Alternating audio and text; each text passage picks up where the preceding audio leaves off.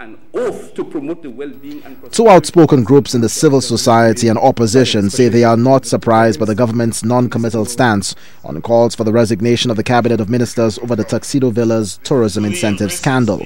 They believe the Cabinet of Ministers was complicit in an unlawful act, citing the High Court ruling against the government over allegations the executive violated the Tourism Incentives Act. It is a tradition almost that no matter what this transgression of any government, when the people call on the government, and again, whichever one is in office, whether we're talking SLP, whether we're talking UWP, for any transgression perpetrated by the government in office or the government of the day, I mean, that is largely ignored or ignored entirely. This is not surprising. I mean, one must remember the history of this government. There have been several calls by the opposition groups and civil society in the past to investigate a number of matters, and one must remember that there were accusations made about government ministers receiving monies from the Taiwanese, and the Prime Minister asked to bring him the evidence.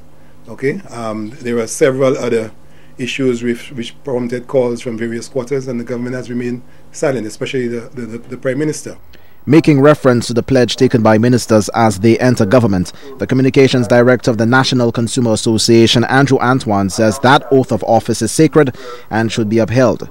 He argues the incumbent has failed to respect the institution and ideals of government office and the Constitution. Faithfully in accordance with the law and always in the interest of the sovereignty, integrity, solidarity, well-being and prosperity of St. Lucia. When Minister Mondesi tries to defraud customs and by extension the people of St. Lucia, he is not acting in terms of the well-being and prosperity of St. Lucia. Antoine says the government has been forewarned. The chairman of the Opposition for National Empowerment, Peter Alexander, concurs.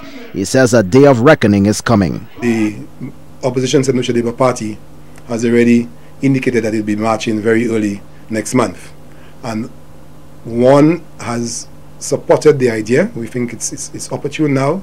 We also have information that civil society groups are mobilizing persons throughout the length and breadth of St. Lucia to join in that march. So the first thing that will happen if the government refuses to heed the cause is that there's going to be a massive demonstration never seen in the history of this country.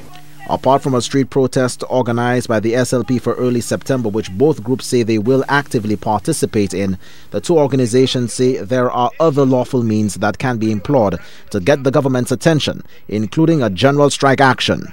Winston Springer Jr., HTS News, Channel 4.